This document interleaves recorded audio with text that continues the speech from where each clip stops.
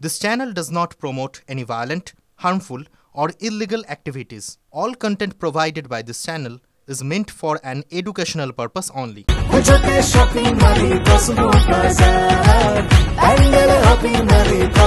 Cosmo বাজার পুজোর shopping two pandal hopping, সঙ্গে রয়েছে দারুণ আকর্ষণীয় উপহার। যাদবপুরে ছাত্রী মৃত্যুর তদন্তে খুনের মামলা রুজু। তদন্তে ক্যাম্পাসে লালবাজারের গোয়েন্দা বিভাগ। বিশ্ববিদ্যালয়ের ৪ নম্বর গেটের কাছে পুকুরে পড়ে মৃত্যু হয় ইংরেজি তৃতীয় বর্ষের ছাত্রী অনামিকা মণ্ডলের। ঘটনাস্থলে যান লালবাজারের গোয়েন্দারা। সৌভিক রয়েছেন আমাদের সঙ্গে সরাসরি। সৌভিকের কাছে চলে যাবো। সৌভিক, এখনো পর্যন্ত কি কি আপডেট রয়েছে, কেননা খুনের মামলা তো ইতিমধ্যেই রুজু হয়েছে?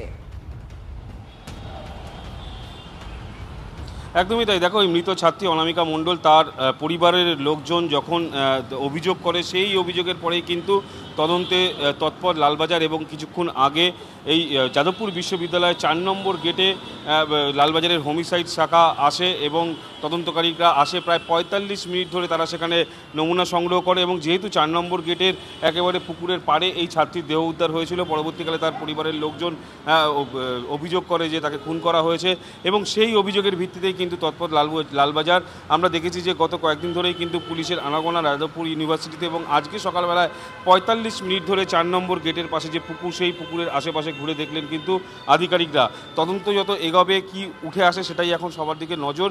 এবং এরপরে কিন্তু যেটা জানা যাচ্ছে যে পরিবারের লোকজন যেহেতু নির্দিষ্টভাবে অভিযোগ করছে যে এই ছাত্রীরকে খুন করা হয়েছে, সেরকমই তারা অভিযোগ করছে। সেই অভিযোগের ভিত্তিতে কিন্তু আজকে তদন্ত শুরু করলো লালবাজার। একেবারেই ধন্যবাদ। এবারে যাদবপুরকে জঞ্জাল মুক্ত করার হুঁশিয়ারি শুভেন্দু অধিকারীর। নাম না করে ফের বাম ছাত্র সংগঠনকে নিশানা। যাদবপুরকে মূল স্রোতে ফেরাতে পারে বিজেপি, যাদবপুরের হৃদয় গৌরব ফেরাতে পারে একমাত্র বিজেপি। ক্যাম্পাসে বিষাক্ত আবর্জনা জমেছে, পরিষ্কার করতে পারে শুধুই বিজেপি। ফের মন্তব্য বিরোধী দলনেতা শুভেন্দু অধিকারী। বিজেপিকে আনতে হবে পশ্চিমবাংলায়, যদি যাদবপুরকে মূল স্রোতে ফেরাতে হয় এবং যাদবপুরের হিতগৌরব ফিরিয়ে আনতে হয়।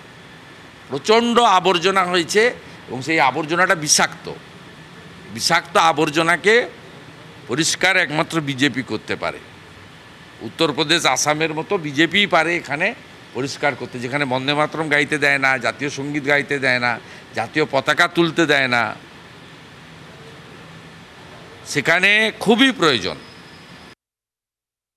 যাদবপুর ইউনিভার্সিটি স্টেট স্পন্সর্ড ইউনিভার্সিটির র্যাঙ্কিংয়ে ভারতবর্ষে ১ নম্বর হলো, সেরা ইউনিভার্সিটি হিসেবে নির্বাচিত হলো। কেন্দ্রীয় সরকারের হাত থেকে পুরস্কার নিল কয়েকদিন আগে। আমাদের গোটা রাজ্যের ১০ কোটি মানুষের পক্ষে গর্বের খবর সেটা। শুভেন্দু অধিকারীর কোনো স্টেটমেন্ট ছিল? শুভেন্দু অধিকারী একবারও যাদবপুরকে প্রশংসা করে কোনো কথা বলেছিলেন? তখন যখন বলেননি, তখন আজকে কথা বলছেন, মানে বুঝতে হবে রাজনৈতিক উদ্দেশ্য নিয়ে কথা বলেন, তা দেওয়ার দরকার নেই।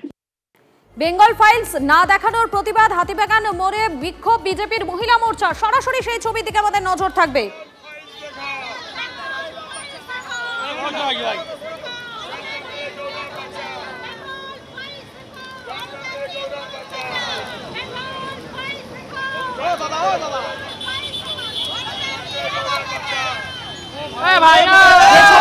আপনাদেরকে হাতিবাগানের ছবি দেখাচ্ছি। হাতিবাগানে সেখানে এই মুহূর্তে বিজেপির যারা মহিলা মোর্চার সদস্যরা রয়েছেন তারা বিক্ষোভ দেখাচ্ছেন। মূলত বেঙ্গল ফাইলস না দেখানোর প্রতিবাদ, সেই প্রতিবাদই তারা করছেন।